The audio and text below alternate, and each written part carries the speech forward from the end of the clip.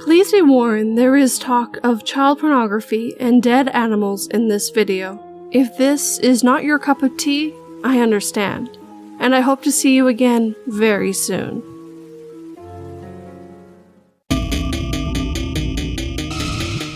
Welcome new and old friends. My name is 242, and today 2 got us 4 Let's Not Meet stories.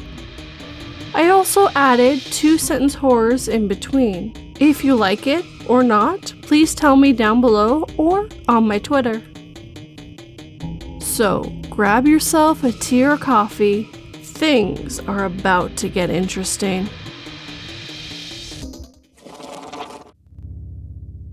The deadline was soon, and my hands were tired. If I did not get out soon, I'll die. Creepy Train Stalker by Gray. This story takes place when I was around 16 to 17 years old. I lived with just my dad in a little apartment in a questionable area.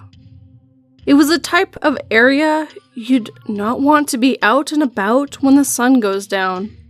Up until a certain time, like 10 to 11 p.m., there would be a cop or 2 in the area patrolling and making sure there are no gang-related activities going on. I had a job at a restaurant in the city, which was about a 30-minute car ride or an hour-and-a-half train ride. The train was a couple of blocks away from my place, and since my dad was always too lazy or hungover to drive me, that was my main form of transportation. I went to work around 3 p.m. and would usually get home around 12 to 1 a.m. This was my schedule 4 days a week, aside from having school. I would see a lot of familiar faces on the train because of this, but we never really made conversation with each other. Until one night when I got out of work late because some assholes wanted to sit in the restaurant past closing. Thanks to them, I missed my train. The next one wasn't scheduled to arrive for another hour. So, having nowhere to go and no money for a Lyft or an Uber, I sat there waiting. No one was around me, so when this older man showed up, kinda staggering a bit, I assumed he was another drunk hobo in the city trying to catch a train to sleep in. Something about his face gave me deja vu, but I shrugged it off, thinking maybe I had seen him on the train here and there. He made his way over to me, much to my discomfort, and started up a conversation. He wasn't slurring, but the way he looked down at me gave me goosebumps. He asked me why I was out there so late, all by myself. I had to reply as to not anger him. I mean, we were alone. He was close enough to pull out a knife or something. Anyway, I told him I was waiting for the train, and he asked me which one. Now, the train was color-coded with strips at the top to indicate whether it was going north, south, east, or west. I took blue, but I lied and said I took green. He looked at the schedule above the bench and saw that the green train was coming in 15 minutes, so he said he'd keep me company. For those extremely long 15 minutes, he asked me how long I had been working at the So-So restaurant. This made my blood run ice cold. I never told him where I worked. I looked up at him and very timely answered, for a year, and he laughed. He said, "Wow, it's already been a whole year, huh?" At this point, my skin was itchy out of anxiety. And as soon as the green train came, I knew I had no choice but to take it. I said goodbye to him and thanked him for the chat, hoping that would be the end of it. Nope, he suddenly told me he took the green train too, so he followed me on and sat in the seat behind me. My mind was racing about whether he was going to try to do something to me, like chloroform me or hurt me in some other way. But we rode the train in silence. I was trying to figure out how I was going to lose him. There weren't many people riding the train at this hour. Our car was empty. unfortunately. As the ride went on in a menacing silence, I could feel him staring down the back of my head. I waited until we got to a stop where there was another person, and I was so relieved to see a woman sitting there. She wasn't boarding, so I immediately got off the train and the man followed, as expected. I took a seat on the bench next to her, close enough for her to see and hear everything going on, hoping she would catch on. The man noticed that I was sniffling, allergies plus being out in the cold, and asked if I was sick. I told him no, but he insisted on giving me these weird pills he had that were supposedly cold medicine. I denied in a loud voice, "Sorry, I don't accept pills from strangers." This prompted the lady to look at us, and I made eye contact with her. She knew now. Now, this went on until the blue train came and the woman got up, giving me a look that told me to get on with her. So, without explanation, I did. She waved me over to sit next to her, and when the man tried to follow, she said, "No, you sit over there," and made him sit a couple of seats across from us. He chose the one where he could face us and stare at me the entire time. I was shaking and about to burst into tears. The woman leaned over and whispered to me that she had a pistol. I felt safer with her there. We whispered back and forth about what happened. I told her where I lived and how I was worried he was going to follow me home. She told me a friend of hers would be boarding the train soon, and when he did, she told me his name was Ray. Ray was filled in about everything and agreed to escort me home. She promised me that I could trust him. The two of them waited for me until I got to my stop. The man, still watching me, started to smile widely, resembling the Cheshire Cat. He shouted, "This is your place, right?" To which I didn't respond and just gave the woman a hug and thanked her.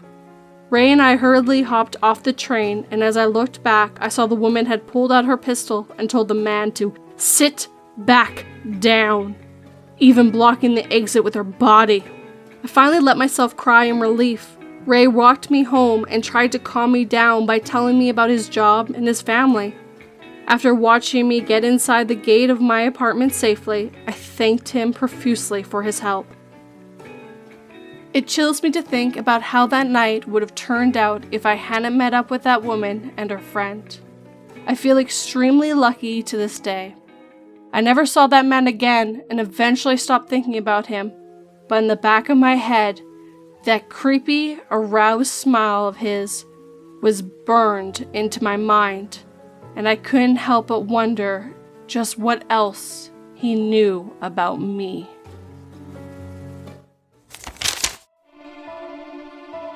An individual once killed an entire village in one night, and until now, the place remains empty due to the rumors of the killer still being there.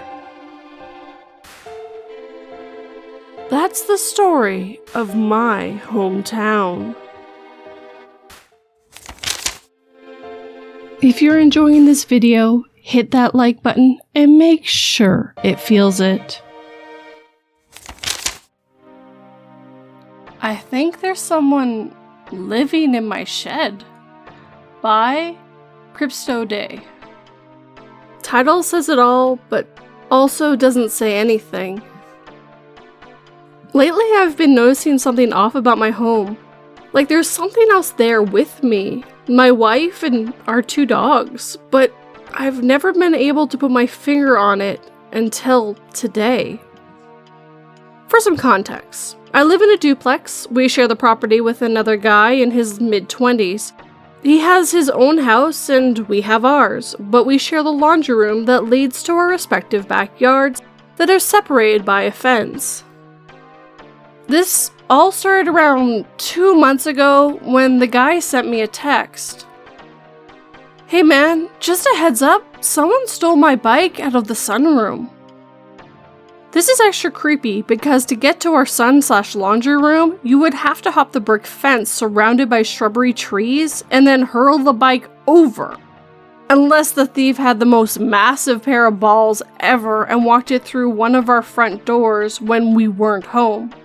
Either way, I didn't feel right and made more of an effort to keep the door locked. Fast forward to a couple weeks ago, I let my dogs into the backyard and one of them starts sniffing at the shed. No big deal, the lizards are coming out with it heating up. They probably just chased one under the door. I finally got them to come in, but didn't give it much of a thought. I hardly go into that shed. Nothing wrong with it. It's just kinda out of the way and I'm not really hang out in the shed type of guy. So we generally use it for storage, suitcase, furniture that doesn't fit/match the house, camping stuff. You know, boring suburban shit. We probably enter it maybe 3 times a year. After the 18th day in a row of my dog being curious about the shed, I decided to have a little look-see to see if maybe there was a Komodo dragon or something in there, since they wouldn't let this thing go. Nope, no Komodo. But what I did find literally made me piss myself just a little bit. Just a few drops. Inside the shed was the bike that my neighbor had stolen a little while back. My first thought was, oh fuck, my wife is a klepto. But quickly ruled that out. She doesn't even like to bike. Then I was briefly worried that my neighbor thought that I was the thief. I mean, it is my shed. I don't know how to explain that if he found out, plus I want to give him his bike back. I kept looking around and found one of our sleeping bags unraveled, but balled up behind a box.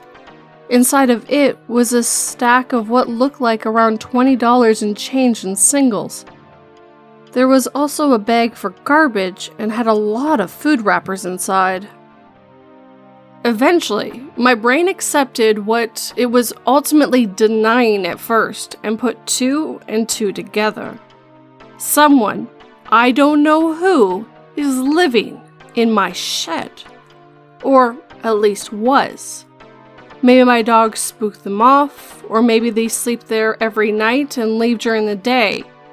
If they weren't coming back, why would they leave the change?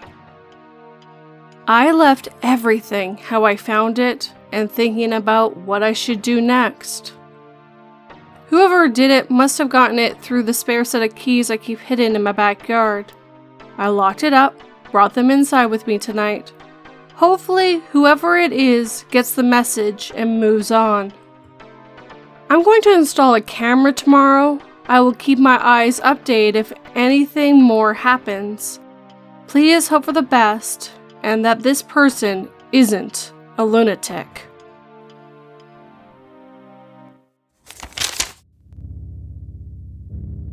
After climate change put 90% of all landmass underwater, the survivors believed the worst was over.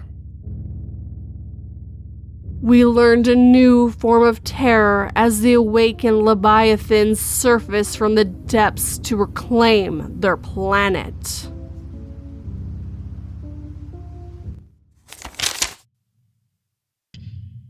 Horrifying Storage Unit Auction Experience by HamFX.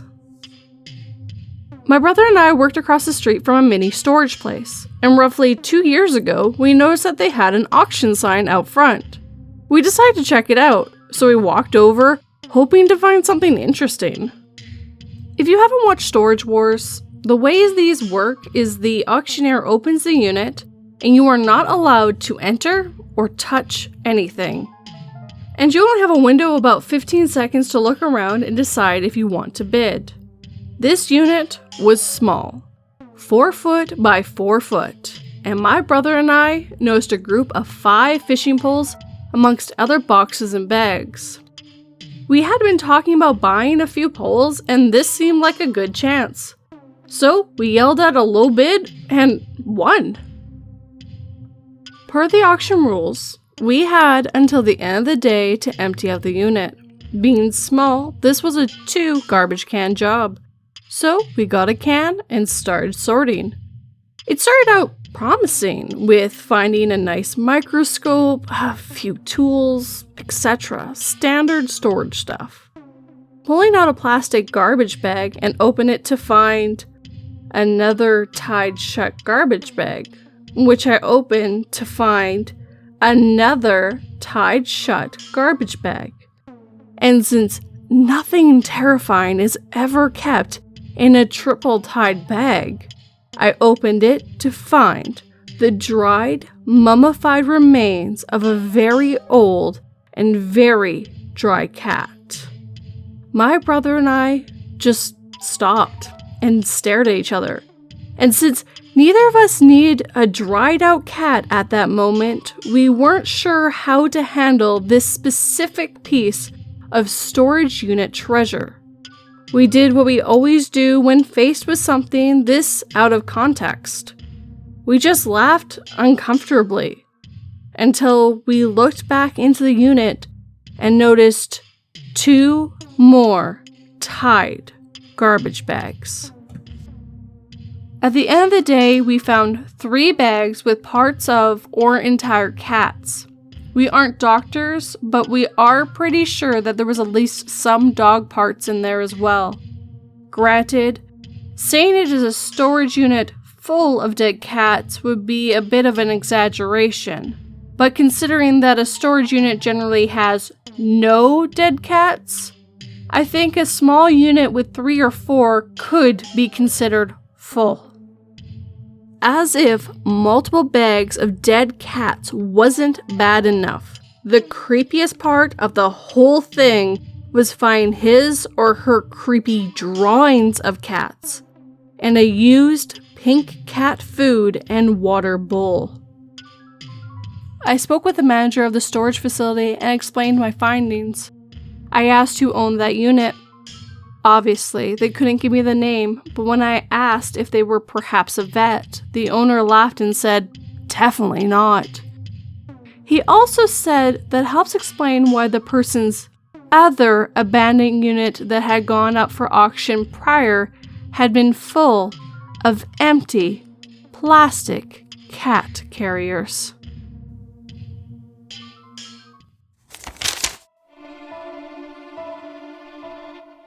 Thousands of people on Tinder are looking to give you their hearts, the notification said. Funny, I was actually going after their kidneys.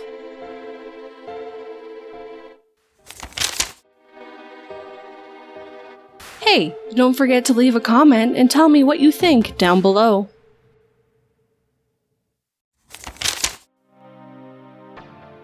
My primary school grade 6 teacher, Colin Lyons, was found to be a pedophile, and he got away with it all. By Butcher Your Face 2000. When I was in primary school, elementary school for the US, I had a mid-50-year-old male teacher who I knew from the start was creepy. All the other teachers and staff talked so highly of him because of how involved in the morning activities he was. He came up with the idea to run a yoga class for the morning sport periods, and he would run the yoga and other teachers would run soccer or cross country or whatever. We were all about 10 or 11 when this started. I would notice how during these yoga classes he favored a couple certain poses. Downward facing dog was his ultimate favorite. He seemed to focus on the female students more than the boys, which of course I thought was weird. He would tell us all to go downward facing dog, keep your head straight to the ground, close your eyes, and breathe.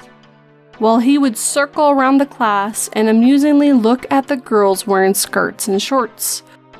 Weirdly, he had made it a requirement for girls to only wear shorts or skirts for yoga. It wasn't completely obvious at the time, but I realize now he was recording it all for later usage. Also, he insisted on taking classes of swimming lessons at the beach.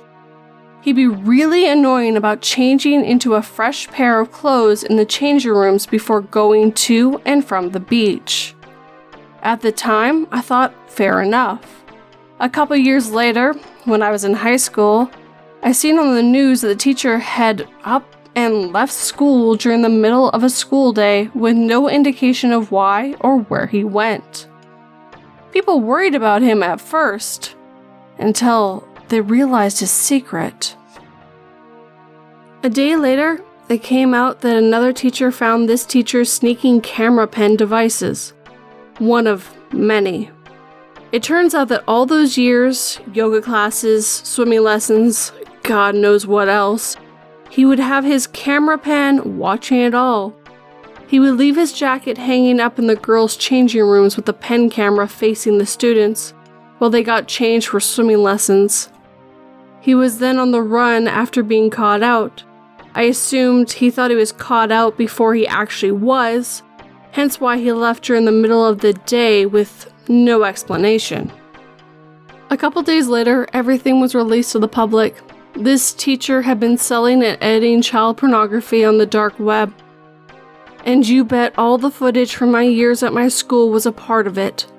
Some girls at my school were seen repeatedly in all the footage. Naked, vulnerable, and young. I'm not sure as to whether he did the same to us boys, but regardless, he was filming and distributing videos of my peers to other pedophiles for money, and probably his own sexual pleasure for years. They found piles and piles of footage on his home computer in the same house his kids and wife lived in, oblivious to his true nature. He was eventually caught by the police, brought before a judge, and on behalf of his psychologist, he got away with it all. His psychologist apparently pleaded that the teacher was suffering from depression and other mental illness, and that it would not be fair to put him in prison. I have no clue why the judge felt pity for this man, but to my knowledge, he is in protective custody somewhere else away from where angry parents and teachers could find him. I'm sure he's still doing similar shit today, whatever way possible. It makes me sick to think about this man being put on such a pedestal by other teachers and staff during his schooling days. They all assumed he was a passionate teacher who wanted to see kids reach their potential.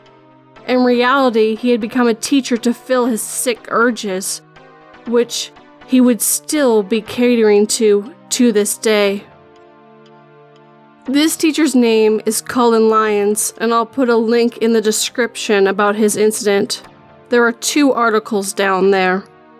The first article is just when they were looking for him, and the second is about the pen cameras. Now I'm going to read you the update. Update. The second article, which includes an incriminating story of Mr. Lyons' pen camera child pornography scandal, can no longer be linked to Colin Lyons. The second article refuses to give his name, I'm assuming because he's in protective custody and he made some sort of deal to wipe his name from anything negative online. I vividly remember seeing the article, having my entire high school talking about it during assemblies and meetings. I know it happened, and so does everyone that I went to school with. I'm so frustrated that this man gets a free pass and everyone that wants to research his disgusting acts can no longer have proof. He is only known online now as a beautiful man thanks to the first article. This pisses me off greatly. No man that gains the trust of his students, friends, and peers just to hoodwink them all with his pedophilic ways should be allowed to have their slate wiped clean and be known to anyone that researches him as a good person. Fuck you, Mr. Lyons, and I hope you're dead or suffering. I don't normally give commentary or my points of view after I read a story, but this one, I'm making an exception. So in the second article, it says, the 50-year-old man who cannot be identified due to a suppression order, which means to me, he made some kind of deal to get his name expunged, which is sickening. I cannot 100% prove that the user is telling the complete truth because the evidence isn't there. But at the same time, the user is still brave enough to share this story.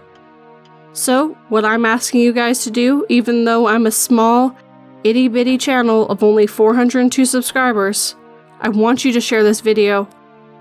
I want more people to know that there might be a predator still out there who might still be recording children and selling it on the internet. I sat in the tree to hide from my family. But when I looked up, I knew I should have been running.